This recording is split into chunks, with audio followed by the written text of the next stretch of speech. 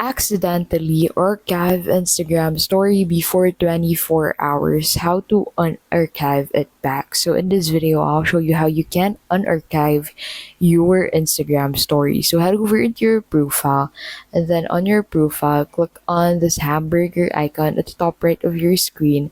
And then from here, look for the archive tab. So click on it, and then head over into the stories archive, and then select that specific story. And then once you're on that story, click on that share button, which you'll find at the bottom right of the story.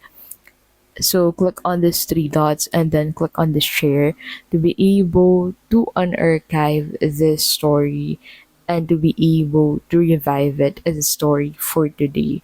And that is how you can basically fix accidentally archive Instagram story before 24 hours, how to unarchive it back.